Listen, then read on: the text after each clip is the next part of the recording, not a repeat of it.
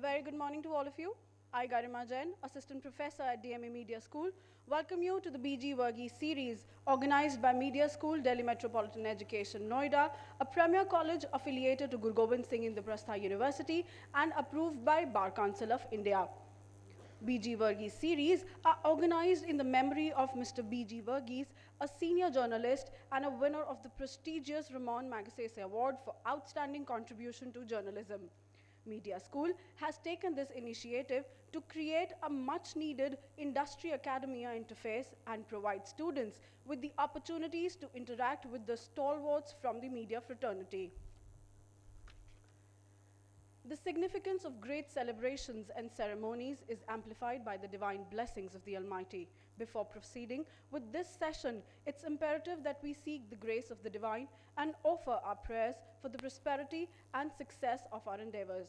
I extend a warm invitation to all dignitaries and guests to join us for the ceremonial lighting of the lamp.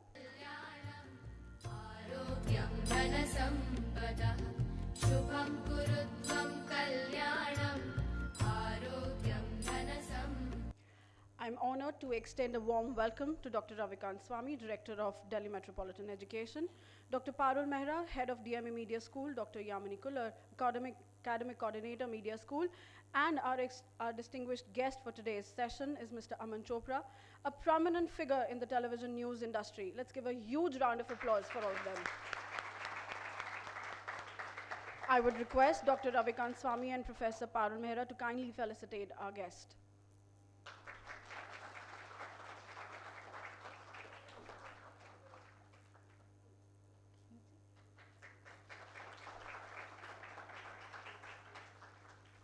I would like to extend an invitation to Professor Parul Mehra, the head of DME Media School, to deliver her welcome address and extend a warm welcome to our guest.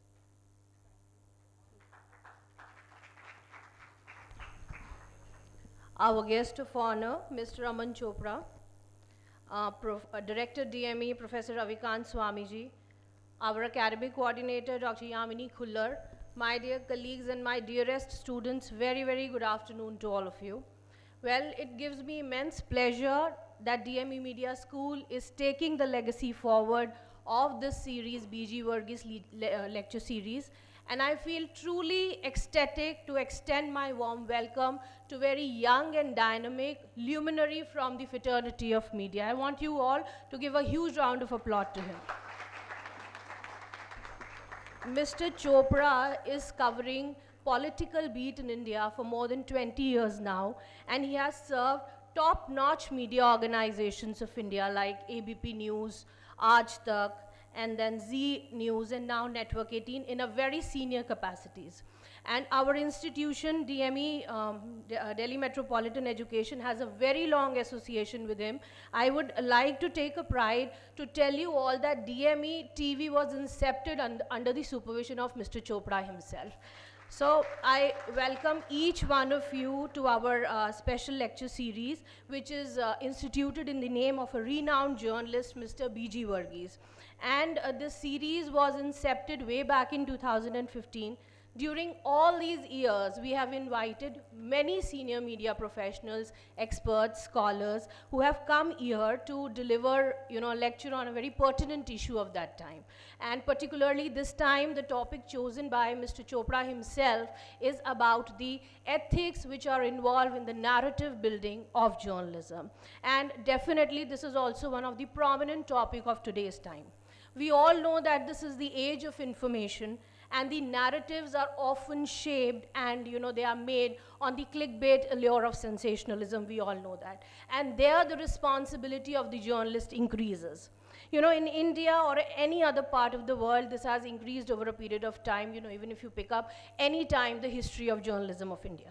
I think the stories which are told today, they are not just meant to inform the public, but simultaneously it is more important that they have the power to influence and inspire the public also. So somewhere it is important to understand this carries the weight of consequences also, which sometimes somewhere some journalists tend to forget. So with this power comes the profound ethical obligations too, my dear students. We all know that these days engaging in storytelling is actually very essential. In fact, Aman sir is here, he will agree to me, storytelling has become an utmost essential part, and it comes with, you know, a lot of credibility, and to build a narrative in a way that it carry a weightage to also secure the public interest and public trust, and then the credibility also. Sensationalism sometimes can lead to, in fact, mislead the audience, and trivializing a serious issue is actually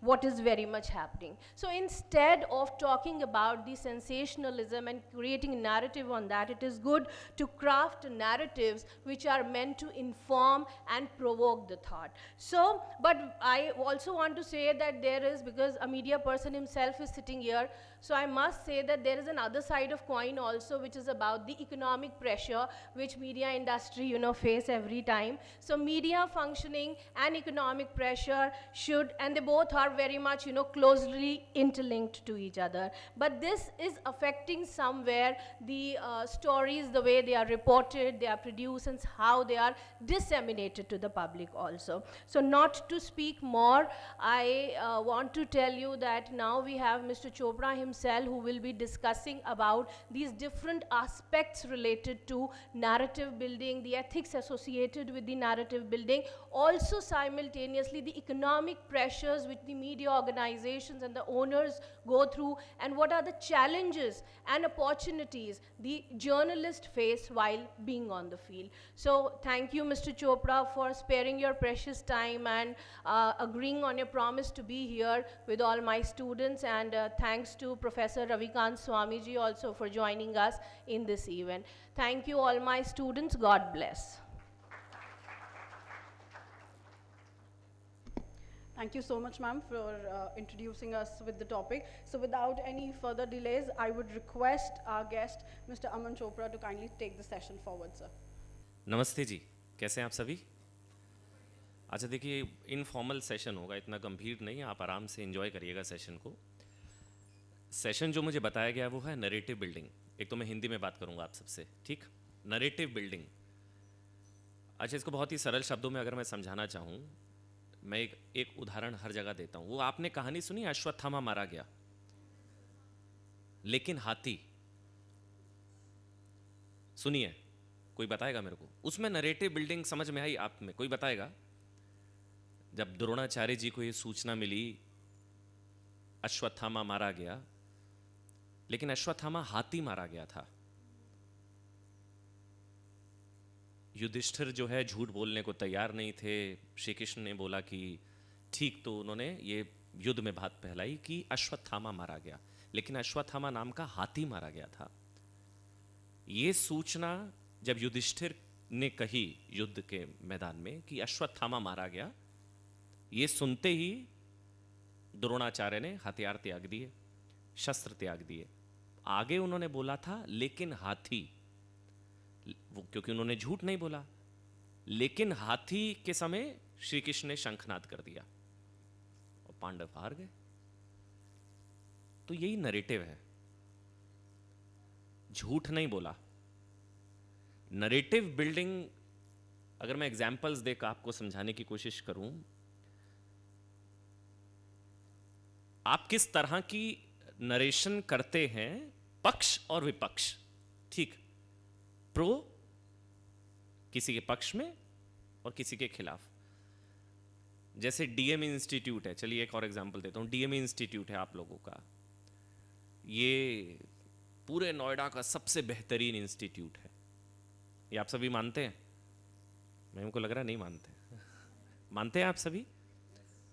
तो पूरे नोएडा का ये सबसे बेहतरीन institute है, ये narrative build करना होगा आप सबको। दूसरा इंस्टीट्यूट ये बिल्ड करेगा कि वो सबसे अच्छा इंस्टीट्यूट है पूरे नोएडा का। जैसे मेरे बगल में पारुल जी बैठी है, तो पारुल जी जो है वो सबसे प्रैक्टिकल, प्रोग्रेसिव सोच की और अच्छा पढ़ाने वाली आप सबकी फेवरेट टीचर हैं। अगर इस तरह का नरेटिव बिल्ड करना है तो उसमें फैक्ट्स के साथ कॉम्प्रोमाइज नहीं करते हैं। फैक्ट्स के साथ तो कभी कॉम्प्रोमाइज होता ही नहीं है ना सरकार। वो तो हो ही होता है तो फिर जो हरियाणा में हुआ, क्या हुआ हरियाणा में? नरेटिव क्या था? हाँ जी, अरे खुलकर बोलिए यार, कोई वो बिल्कुल वो फॉर्मल सेशन नहीं होता है हमारे साथ। हाँ जी, नरेटिव क्या था? नरेटिव, बीजेपी तो कहीं फाइट में ही नहीं है, खत्म, बीजेपी तो आउट है। तो नरेटिव बिल्डिंग क्या होती है? नरेटिव ये होता है कि कांग्रेस कांग्रेस हर जगह कांग्रेस, 70 सीटें 90 में से, बीजेपी 400 पार 400 पार 400 पार। नरेटिव बिल्डिंग, नरेटिव इधर का भी, नरेटिव उधर का भी। लेकिन बतौर पत्रकार हमारी क्या भूमिका होती है? एथिक्स है ना, एथिक्स, फैक्ट्स फर्स्ट। मतलब उससे हम कॉम्प्रोमाइज कभी मत करिएगा लाइफ में, कभी जीवन में मत करिएगा। अगर प्रोपेगेंडा, नरेटिव को प्रोपेगेंडा बनने से रोकना है तो फैक्ट्स के साथ कॉम्प्रोमाइज मत करिएगा, जो हमारी कोशिश हमेशा रहती है, नंबर 1। Number 2, nation first. जैसे अभी कनाडा वाला मामला हुआ है, कनाडा वाला मामला पता है सबको? निज्जर के चक्कर में ट्रूडो साहब, ठीक है ना? तो उस सिचुएशन में पत्रकार की नरेटिव बिल्डिंग क्या होगी? कनाडा का भोपू तो हम लोग नहीं बन सकते, या बनना चाहिए? तो जब बात विदेश में भारत की हो तो नेशन फर्स्ट, और जब भारत की डोमेस्टिक इश्यूज हो तो फैक्ट्स फर्स्ट। ये 2 चीज हमेशा याद रखिएगा। चाहे कनाडा का मामला हो, चाहे अमेरिका का मामला हो, चाहे निज्जर का मामला हो, चाहे अभी ब्रिक्स में हो, चाहे चीन का मामला हो। चीन के साथ जो अभी LAC पर समझौता हुआ है शी जिनपिंग से मुलाकात से पहले, आप सब, मतलब अगर मैं इसको और उदाहरण देकर समझाऊं ना, तो हमारी जो भूमिका होती है ना, जैसे हम लोगों को एक एम्पायर होता है ना, एम्पायर, वो आपकी भूमिका वो है। जैसे आप भाई गेंद डाली, अब वो आउट है तो आपको आउट देंगे ना, लेकिन आपने तो गेंदबाज की मदद कर दी, करी ना मदद, आउट हो गया। अब ये तो होगा नहीं कि आप आउट अगर देंगे तो अल्टीमेटली आपने गेंदबाज की मदद करी। अच्छा, इसी के बीच ना 2 शब्द होते हैं, निष्पक्षता और तटस्थता। निष्पक्षता सबको समझ में आती है ना, निष्पक्ष होके, न्यूट्रल होके, लेकिन आप तटस्थ थोड़ी ना रह सकते हैं। आपको साइड तो लेनी ही पड़ेगी ना साहब। आपने तो गेंदबाज की साइड ले लिया आउट देकर।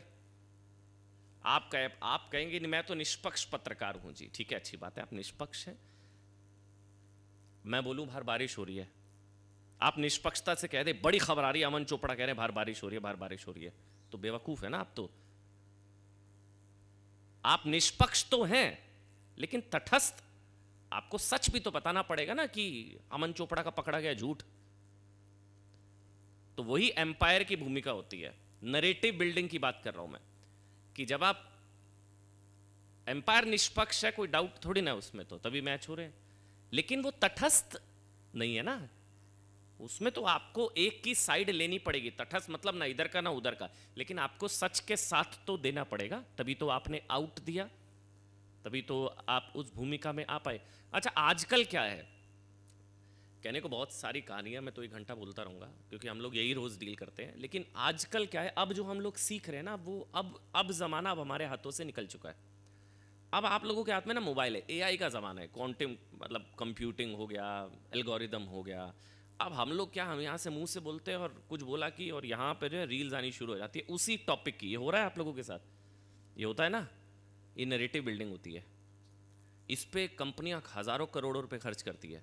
जैसे आपने अगर कुछ डिस्कस किया अपनी फैमिली के साथ, तो हर उसके 1 मिनट 2 मिनट बाद, 5 मिनट बाद आपके पास उससे जुड़ी हुई चीज़ें आने लग जाती हैं। जैसे मेरा मसूरी जाने का मन है, तो मैं अपनी फैमिली से डिस्कस कर रहा हूँ, और थोड़ी देर बाद देखूंगा ये मसूरी के ये होटल, अब इनको कहाँ से पता लगा? ये AI का ज़माना, आर्टिफिशियल इंटेलिजेंस, नरेटिव बिल्डिंग। आप लोगों को अपना घर सबसे अच्छा लगता है ना, अपना घर, अपने घर का खाना, क्योंकि आप किसी और के घर में उतना लंबा रहे ही नहीं, किसी और के घर का खाना आप लोगों ने उतना खाया ही नहीं। तो आपको वही चीज़ परोसी जा रही है AI के ज़रिए, जो वो परोसना चाहते हैं। ये नहीं है कि आप चूज़ कर रहे हैं। नरेटिव बिल्डिंग अब इतने खतरनाक स्तर पर पहुंच चुकी है कि आपको पता भी नहीं है कि आपके दिमाग में क्या चीज़ें बुनी जा रही हैं, क्या चीज़ें बन रही हैं, क्यों बनाई जा रही हैं। आप कंज्यूमर्स हैं, आप डेटा है। अब लड़ाई डेमोक्रेसी वर्सेस डेटा क्रेसी हो गई है, डेमोक्रेसी वर्सेस डेटा क्रेसी। अभी आज के समय में, अच्छा एक और एग्जांपल देता हूं, अभी क्या चल रहा है, युद्ध चल रहे हैं ना बड़े सारे, मैं एग्जांपल से समझाऊंगा आप लोगों को। राजस्थान समझ आ गया ना कैसे नैरेटिव बिल्डिंग औंधे मुंह गिरता है साहब। बांग्लादेश में तो इसी साइकोलॉजिकल वॉरफेयर के चक्कर में सरकार बदल गई, लोग सड़कों पर आ गए, हसीना को इस्तीफा देना पड़ा। क्यों हुआ ये? अचानक तो नहीं हुआ, लोग सड़कों पर आए, विद्रोह किया, तो उसके पीछे कुछ ना कुछ उनके दिमाग में बुना गया होगा ना। तो नरेटिव कैसे बिल्ड हुआ? यही नरेशन, नरेटिव बिल्डिंग के नाम पर सरकारें पलट रही हैं। नंबर 2 और सुनिए, चाइना क्या करता है।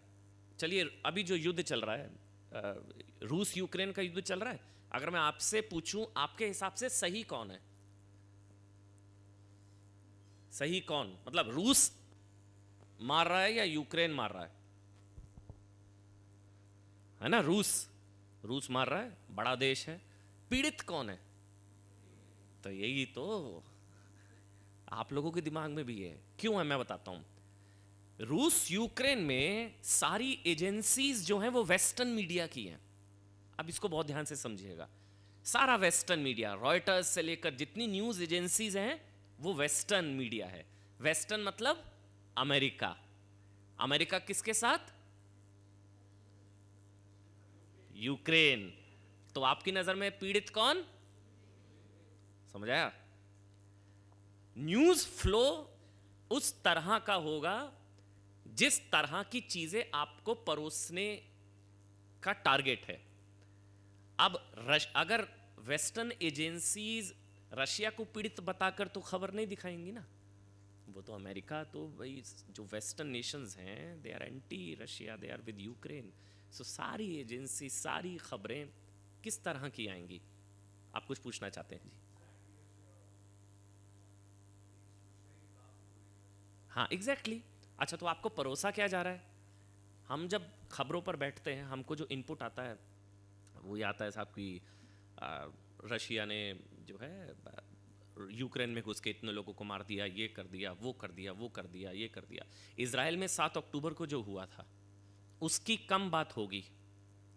बनस्पत क्या होगी? इजराइल ने घुसकर बेरूत में मार दिया, इजराइल ने घुसकर ये कर दिया, इजराइल ने वॉर क्राइम किया, इजराइल ने ये किया, इजराइल ने वो किया। आपको एआई के जरिए या आपको उस थॉट प्रोसेस, आपके थॉट प्रोसेस को पलट दिया जाएगा। आज के टाइम में ना साइकोलॉजिकल वॉरफेयर लड़ी जा रही है। जो नैरेटिव बिल्डिंग का भी जिक्र हुआ, अब कोई हथियार लेकर तो अब लड़ाइयाँ कहाँ कितनी है। गलवान में चाइना के साथ हुई थी, जब गलवान वाली लड़ाई हुई थी। अभी एलएसी पर कॉम्प्रोमाइज़ हो गया, बट वो भी जानता है कि जो एक शब्द होता है, कभी गूगल करिएगा मेरे जाने के बाद, डीप स्टेट। डीप स्टेट एक शब्द होता है, गूगल करिएगा मेरे जाने के बाद। आपकी सोसाइटी के अंदर कैसे इकोसिस्टम या कैसे नैरेटिव बिल्डिंग किया जाता है। क्यों कहते हैं कि वहाँ की जो पीएलए है, यहाँ पर जब भारत और चाइना के बीच में कुछ गलवान का क्राइसिस है, इस तरह का क्राइसिस होता है, हमारी सोसाइटी से ही कुछ लोग प्रो चाइना लाइन लेते हैं। क्यों लेते हैं? इससे कोई चाइना युद्ध थोड़ी ना जीत रहा है, तो हमको ठोकना है तो हम ठोकते हैं उन लोगों को। गलवान में भारतीय सेना मारती है ना, लेकिन फिर क्या मिलता है? नैरेटिव बिल्डिंग, साइकोलॉजिकल वॉरफेयर, ये नैरेटिव बिल्डिंग है। तो चाइना की तरफ से या यूएस की तरफ से, या अभी निज्जर वाले मामले में हुआ, विकास यादव जानते हैं आप सभी, एक भारत के पूर्व अधिकारी विकास यादव जिनका नाम, उनको वांटेड की लिस्ट में डाला गया कनाडा की तरफ से, ये कहते हुए कि इन्होंने निज्जर को मारने की कोशिश की, पन्नू को मारने की कोशिश की। पन्नू दूसरा आतंकवादी, पता होगा ना आपको, पन्नू, ठीक। तो अब हमारी क्या भूमिका है? हमारा अफसर, हमारा पूर्व अफसर, हमारी क्या भूमिका है? हम भी बोले हमारे अफसर ने जो है एक आतंकवादी को मारने की गलत कोशिश की, क्यों किया, ये सब हमारी क्या भूमिका है? भाई हम हमारे देश के साथ खड़े होंगे ना। तो फिर यहाँ क्या आ गया? Nation first. नैरेटिव बिल्डिंग में 2 चीजें कभी मत भूलिएगा। एक, facts first if it is related to your domestic politics और डोमेस्टिक इश्यूज। जैसे कि यहाँ बैठे हैं तो फैक्ट फर्स्ट है, लेकिन आप सारे अगर किसी और इंस्टीट्यूट में बैठते हैं तो पहले आप डीएमई फर्स्ट है कि डीएमई के खिलाफ एक शब्द नहीं सुनूंगा। आप सारे हैं ना, मगर यहाँ बैठे हैं तो यहाँ पर लड़ाई वो नहीं होगी डीएमए के खिलाफ, यहाँ पर आप कहेंगे फैक्ट्स फर्स्ट। तो जब देश में है तो फैक्ट्स फर्स्ट, बाहर हैं तो नेशन फर्स्ट, उसमें कोई कॉम्प्रोमाइज़ होता नहीं है।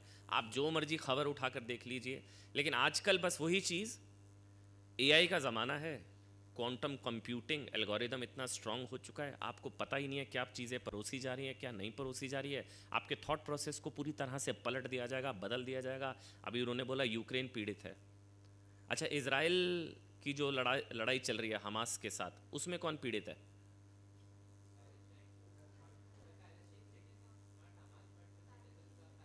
ठीक, फिलिस्तीनी नागरिक। हाँ, आप कुछ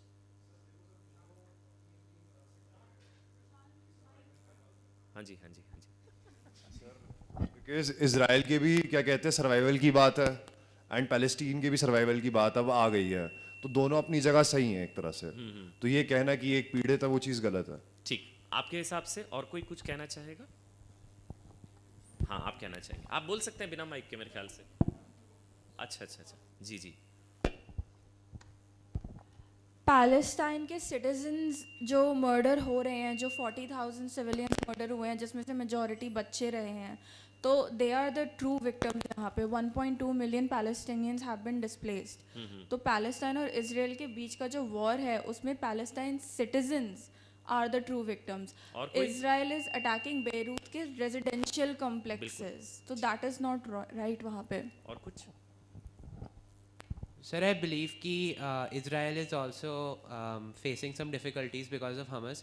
But sir, I do believe that the Palestinians are more victimized than Israel because sir, because the IDF and the Israeli Defense Forces they have been trying to occupy. ये आपका नरेटिव दबाने की साजिश है ये। और कोई? देखिए, उनकी बात बिल्कुल सही है। जब दो देश आपस में लड़ते हैं तो भारत का कोई पक्ष नहीं है इस मामले में। भारत का पक्ष शांति के साथ है। ठीक, हम फिलिस्तीन के साथ भी हैं, हम इजराइल के साथ भी हैं, लेकिन हम हमास के साथ नहीं हैं। ठीक, नंबर एक। नंबर दो, मुझे अच्छा लगा 7 अक्टूबर का भी जिक्र किया गया। सबसे पहला वॉर 7 अक्टूबर को हुआ था, ये तो आप सभी जानते हैं 7 अक्टूबर को क्या हुआ था। तो इसलिए मैं नरेटिव बिल्डिंग की बात कर रहा था। अब नरेटिव बिल्डिंग में ज़्यादातर लोगों का पक्ष संभवतः ये होगा कि फ़िलिस्तीन के लोगों के साथ जो हो रहा है वो गलत हो रहा है, फ़िलिस्तीन के लोग जो हैं पीड़ित हैं, फ़िलिस्तीन के लोगों पर जो बमबारी हो रही है या बेरूत में जो हो रहा है। लेकिन 7 अक्टूबर की भी बात करना ज़रूरी है। हम तो निष्पक्ष है ना, हमें तो फैक्ट्स के साथ कॉम्प्रोमाइज़ नहीं करना, नंबर एक। नंबर दो, इंडिया का जो पक्ष है, भारत का जो पक्ष है कि हम इस मामले में तटस्थ जो हैं वो हैं। हम इस मामले में ना इधर के ना उधर के, ना हम फ़िलिस्तीन के साथ ना हम इजराइल के साथ। लेकिन हमारे प्राइम मिनिस्टर ने इजराइल पर 7 अक्टूबर के हमले को आतंकी हमला बोला था, तो हम हमास को तो आतंकी संगठन कहेंगे ना। तो जो 7 अक्टूबर को इजराइल पर हमला हुआ वो आतंकवादी हमला कहे जाएगा ना। मेरे कहने का मतलब सिर्फ ये है, आजकल के समय में मैं फिर से बोल रहा हूँ नरेटिव बिल्डिंग। अच्छा, एक और एक छोटा सा, अभी कल मैं परसों एक शो कर रहा था, एक बहुत बड़ा कहा जाता है दिवाली है ना, तो पटाखे बैन है। पटाखे बैन सही गलत? क्यों गलत? क्यों भाई? पटाखे क्यों फोड़ने भाई? पॉल्यूशन तो होता ही है। पता है, अभी मैं परसों शो कर रहा, उसमें मैंने देखा कि अगर यहाँ पटाखे फोड़ने से प्रदूषण हो रहा है, आईआईटी कानपुर की एक स्टडी है कि लीस्ट कंट्रीब्यूटर अगर है तो फायर क्रैकर्स हैं, लेकिन पटाखे सबसे बड़े विलन हो जाते हैं। बट हाँ, होने चाहिए, पटाखे नहीं फोड़ने चाहिए, और अगर उससे कंट्रीब्यूशन लीस्ट भी है तो नहीं होना चाहिए। लेकिन नरेटिव सुनेंगे क्या है? अब अगर पटाखे फोड़ने से पोल्यूशन हो रहा है तो बेरूत का AQI क्या होना चाहिए, गाजा का AQI क्या होना चाहिए? आप जानते हैं कितना है? गूगल करिए, पता कितना है? अभी परसों मैंने किया, वहां 30 है और यहाँ 300 है AQI। बेरूत का AQI, जहां हजारों टन बम गिराए जा रहे हैं। एक बार करिए, अगर आप लोगों को भरोसा नहीं हो रहा, मुझे भी नहीं हुआ था। बेरूत का AQI 30-35, शानदार हवा, हजारों टन बम गिर रहे हैं, और यहाँ सुतली बम फोड़ दें तो फिर जो है। तो नरेटिव सोचिए। हाँ जी हाँ जी। जी बिल्कुल, मैं तो कह ही रहा हूँ, मैंने तो बोला ही नहीं, बिल्कुल अगर वो लीस्ट कंट्रीब्यूटर भी है तो भी हमको नहीं उसको हमको अवॉइड करना चाहिए। लेकिन गाज़ा, बेरूत, अच्छा हाँ प्लीज़ आप इंटरेक्ट करिए, अच्छा लगेगा मेरे को, प्लीज़। सर हम अपनी कंट्री के हिसाब से बोल रहे होंगे, इंडिया की पॉल्यूशन बहुत ज़्यादा है, इस वजह से फायर क्रैकर्स और होएंगे तो ज़्यादा पॉल्यूशन होएगा, बिल्कुल। क्योंकि यहाँ पर व्हीकल्स और बाकी चीज़ों की वजह से भी पॉल्यूशन बहुत होता है। जी बिल्कुल इस वजह से क्रैकर्स को मना किया गया है बिल्कुल। करने के लिए। बिल्कुल। और कोई? और कोई? तो नरेटिव बिल्डिंग का आप आइडिया मेरे ख्याल से समझ गए मोटा मोटा। क्या आजकल पत्रकारों में या हमारी, अच्छा एक तो जो अभी पारुल जी ने बोला उससे मेरा इत्तेफाक नहीं है, ये इकोनॉमिक कंपल्जन्स कुछ नहीं होती हमारे पत्रकारों पर, वो मैनेजमेंट के लेवल पर होती होगी, हमारे तक कुछ नहीं होता। हमें तो जो सही लगता है साहब हम वो बोलते हैं, जो गलत है वो गलत है, बुरा लगे, सही लगे। कभी गालियाँ भी पड़ती हैं, है ना, वो इसलिए भी पड़ती है साहब जब आपकी क्लास में बहुत चीटिंग हो रही है, दबा के चीटिंग हो रही है, कोई एक टीचर आए तो चीटिंग बंद कर दे, बड़ी गालियाँ पड़ेंगी ना उस टीचर को, पड़ेंगी ना, है ना, वो सबकी नज़रों में खटकती हैं चीज़ें, ये क्या टीचर आ गई, क्या है, चीटिंग बंद कर दी, है ना, बात नहीं करनी, डिसिप्लिन लगा रखा है। तो वही वाली भूमिका होती है, जब आप कुछ करते हैं तो आपकी लीक से हटकर कुछ चीज़ें होती हैं तो वो मुश्किल तो होती है, और उसमें तरह तरह के पक्ष होते हैं। आपको बस एक चीज़ ध्यान रखनी होती है, आप अपनी सुनते हैं, सही के साथ रहते हैं, फैक्ट्स के साथ कॉम्प्रोमाइज़ नहीं करते और नेशन फर्स्ट रखते हैं। ठीक है जी, कुछ और आप लोगों को पूछना है तो पूछ लीजिए नैरेटिव बिल्डिंग में।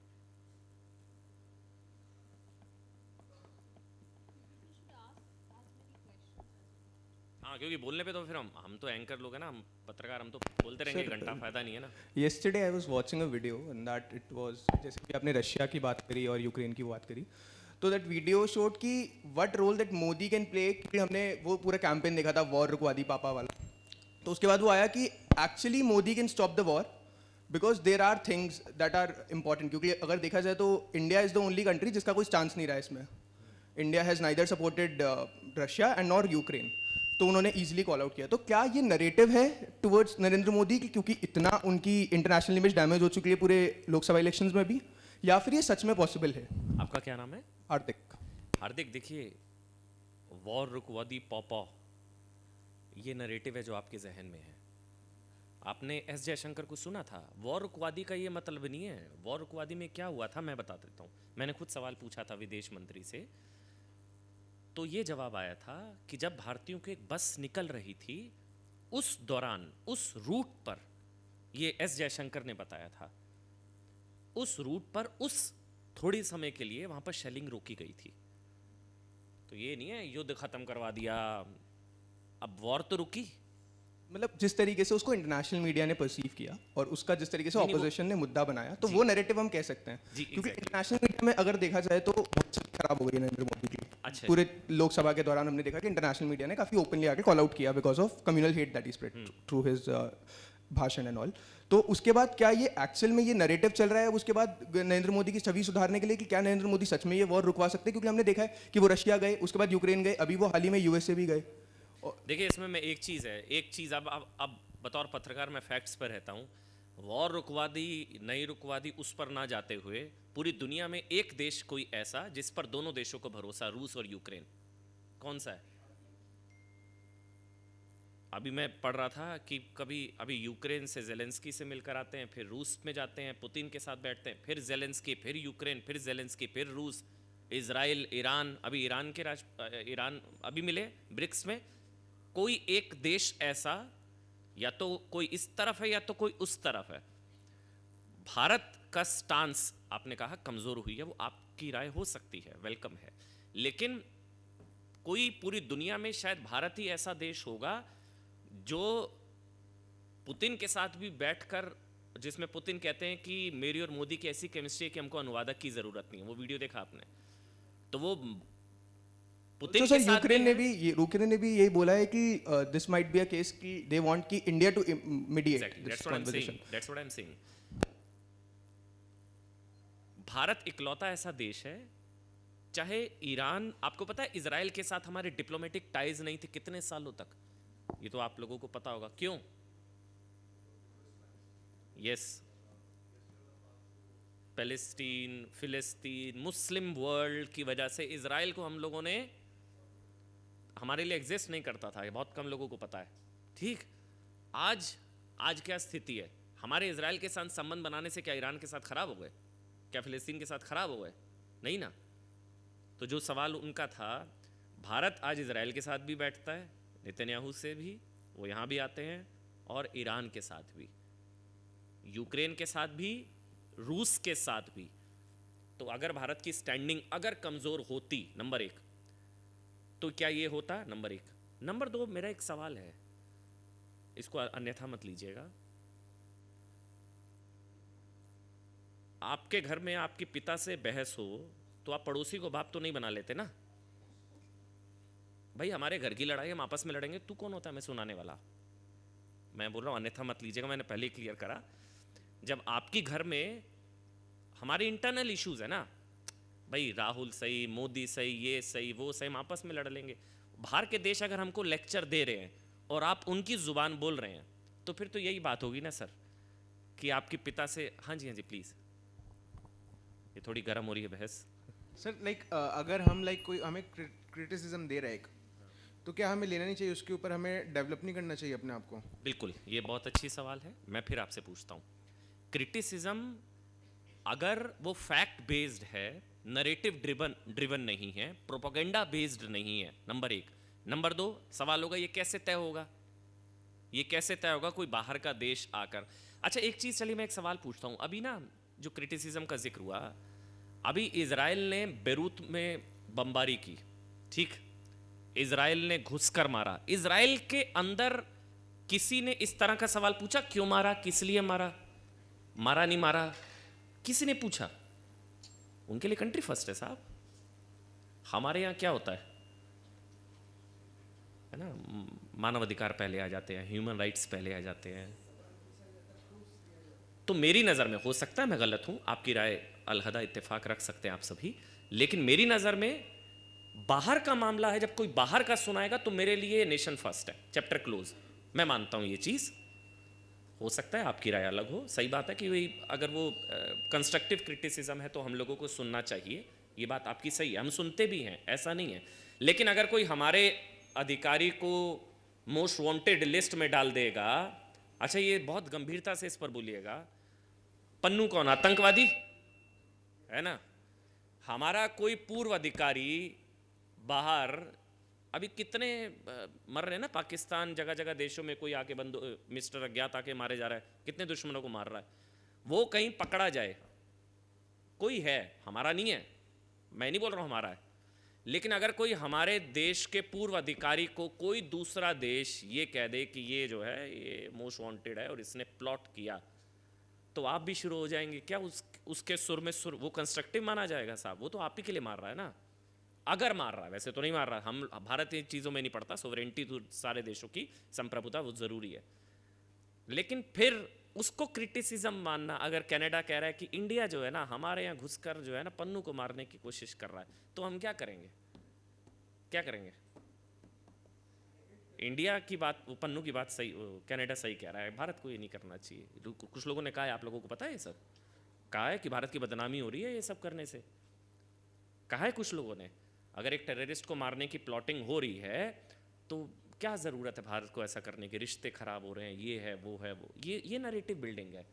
अच्छा क्यों कह रहे हैं? क्योंकि डीप स्टेट, बस इस पूरी चर्चा के बाद एक गूगल पर शब्द होगा डीप स्टेट, उसको पढ़िएगा, कैसे बांग्लादेश में हो गया, कैसे जगह जगह कोशिश है, और ये सब कुछ नैरेटिव बिल्डिंग में है। अब हमारे हाथ से जो है चीज़ें निकल चुकी हैं नैरेटिव बिल्डिंग में। अब एआई के ज़रिए ऐसी ऐसी चीज़ें हैं जो आपको समझ में भी नहीं आएगा और पता भी नहीं लगेगा कि आपका थॉट प्रोसेस कैसे बदल दिया जाता है, जिसमें रोल हर तरह से होता है। जी, मोइजू की तरह से जो हुआ सारी चीज़ें हैं। Sir I will take the conversation थोड़ा सा पीछे। आपने बोला कि हम क्या पीछे कमेंट करते हैं क्या दूसरों कंट्रीज़ में? कई बार ऐसा होता है, आपने बोला कि दूसरी बाहर की कंट्रीज़ को और प्रेस को हमारे इंटरनल मैटर में कमेंट नहीं करना चाहिए, लेकिन कई बार हमारे भारत की मीडिया भी पाकिस्तान में क्या हो रहा है, पाकिस्तान की इकोनॉमी कैसी है, पाकिस्तान बलूचिस्तान के मामले में इंटरफेयर करता है, तो अब ये तो फिर चीज़ें वाइस वर्सा चलेंगी। देखिए ये पाकिस्तान तो हमारा ही है ना, अरे यार मतलब आपको पीओके क्या है, बलूचिस्तान क्या है? हम जब उनकी इकोनॉमी पर कमेंट करते हैं इकोनॉमी वो ठीक है, लेकिन ये तो हमारे हैं साहब, ऐसे नहीं, ये नहीं, ये उम्मीद नहीं है।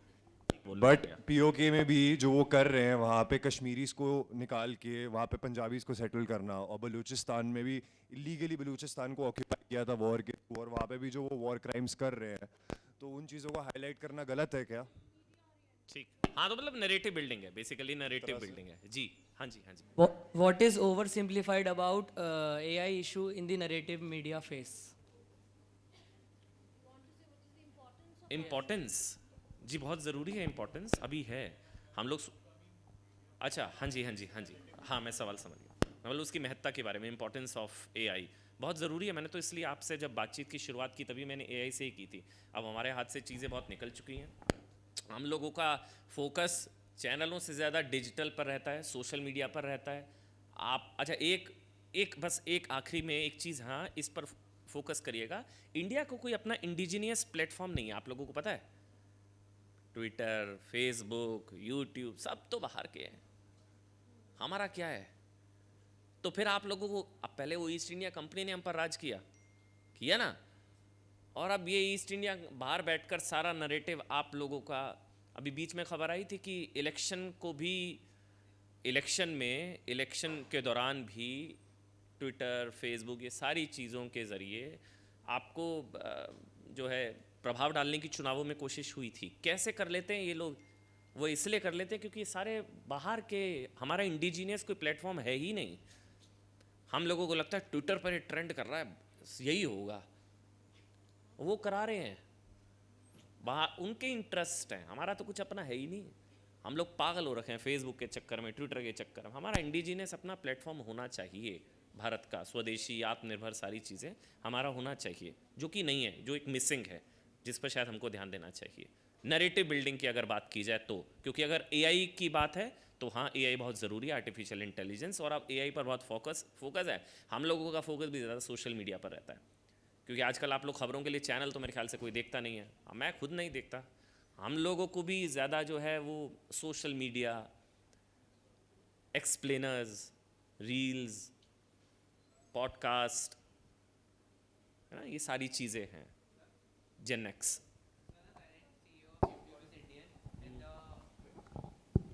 Current CEO of YouTube is also Indian, and the Twitter CEO before Elon Musk was also Indian. CEO CEO, my bad. I'm so sorry. Nee, So what I was trying to say is, like, yeah, India does not have an indigenous platform of their own that originated and was founded in India, but Indian reach, especially in tech and social media, is pretty prominent. आपकी बात ठीक है, लेकिन जैसे भी पारुल लो ना, हम सब एम्प्लॉयज़ है ना, Right. चलाते तो मालिक है ना सरकार, तो मालिक कहाँ है? That I was wrong. Ji ji. Thank you, sir. इसमें आई लाइक टू ऐड कि जस्ट बिकॉज हमारा इंडिजिनस प्लेटफॉर्म नहीं है, लेकिन जो सोशल मीडिया साइट्स आपने मेंशन करी हैं, Twitter, Instagram, these are global platforms. According to a study done I think last year around, they found कि Indians were actually the largest user base of these platforms. तो you can say कि हाँ India का indigenous platform नहीं है, but we are still extremely active on it. तो how can you से कि देयर आर वेस्टर्न इन्फ्लुएंसेस जब इंडियंस ही इतना ज़्यादा यूज़ करते हैं, like second largest user base of Twitter. बहुत अच्छे सवाल है। आप लोगों को पता है नैरेटिव बिल्डिंग किस तरह से होता है? आपके पोस्ट की रीच कम हो जाती है, तो फिर लेकिन सर इस पे मैं बोलूँगी कि जैसे अभी अच्छा, एक चीज़ में जैसे अभी जी, जी। ब्राज़ील ने ट्विटर को बैन कर दिया था फॉर अ वीक और सो, बिकॉज उन्होंने बोला था कि Elon Musk is trying to interfere with their elections, and Elon Musk denied it, but he also was not ready to change Twitter के laws so it would fit into Brazil के laws. और हम लोगों ने ये भी देखा था कि EU की रेगुलेशंस भी निकली थी ताकि ट्विटर और इंस्टाग्राम अपने लॉज चेंज कर सके। इंडिया ने भी इंस्टाग्राम के ऊपर केस किया था क्योंकि वो लॉज चेंज नहीं कर रहे थे। तो जो आप कह रहे हो एल्गोरिदम की पोस्ट डाउन हो जाती है, दैट इज़ एल्गोरिदम बेस्ड, वो तो एल्गोरिदम बेस्ड है। अब जकरबर्ग ने अब एक फीचर लॉन्च किया है इंस्टाग्राम और फेसबुक पे कि अगर आप पॉलिटिकल कंटेंट के बारे में बात करोगे तो वो आपकी पोस्ट जनरेट नहीं करेंगे। सो what you are saying is sort of different from saying कि इंडिया के ऊपर बहुत ज़्यादा वेस्टर्न इन्फ्लुएंस है on these global platforms. अच्छा, इसके पीछे एक रीज़न है बस मेरा कहने का। जब आपने कहा सबसे बड़ा एंड यूज़र जो है वो मार्केट है, सबसे बड़ी भारत है 140 करोड़, तो हमारा अपना भी प्लेटफॉर्म, ग्लोबल प्लेटफॉर्म क्यों ना बने? बीबीसी क्या है?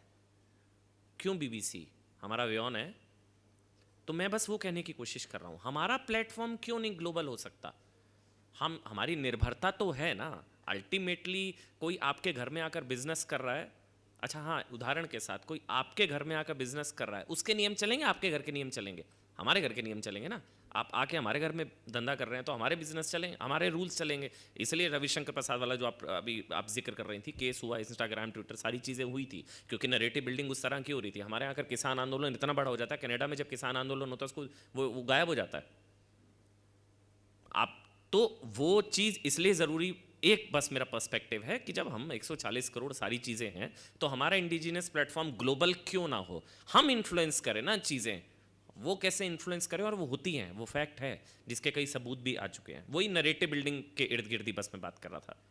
ठीक, थैंक यू, धन्यवाद जी। I just want to add one thing of what she said. Please remember the line that you used. You are the user. You're not the creator.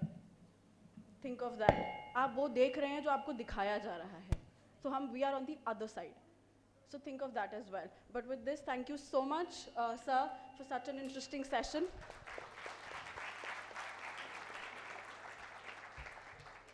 I would like to call upon Dr. Yamini Kullar, Academic Coordinator, for the vote of thanks. Oh, very good afternoon to all of you, to Aman sir, ma'am. तालियों की गूंज से sir आपको idea हो गया होगा, students इतनी आसानी से किसी के लिए तालियां नहीं बजाते सिवाय अपने कम्युनिटी के। तो वंस मोर फॉर दीज तालियां।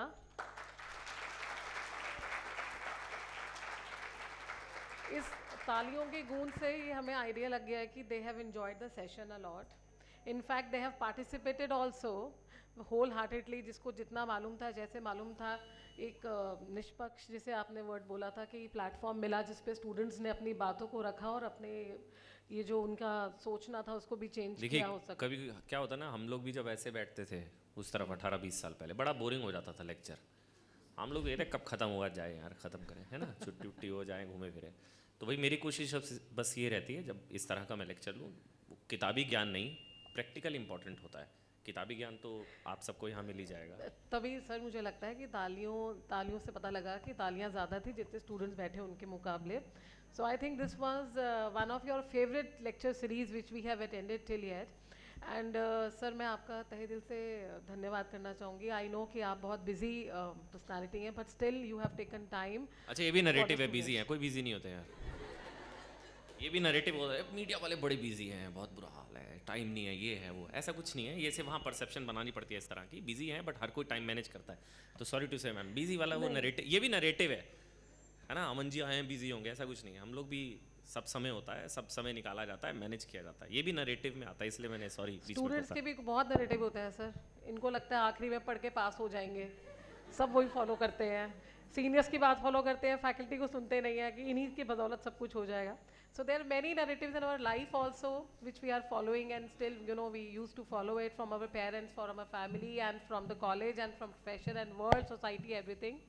But sir फिर भी उसमें आपने टाइम निकाला और बहुत ही इनफॉर्मल वे में आपने बहुत अच्छा और इंटरेस्टिंगली टॉपिक को पिकअप किया, which could be a very boring also. मुझे भी लग रहा था यार नरेटिव कैसे होगा, ये तो पता ही है, but it was very interesting.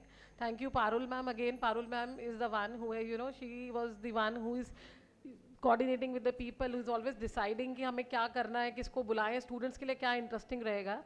To all the faculty members who have made this show running all the time, to the management of DME, and to the director sir also, who has also spared his precious time. It's not a narrative sir, his time is very precious.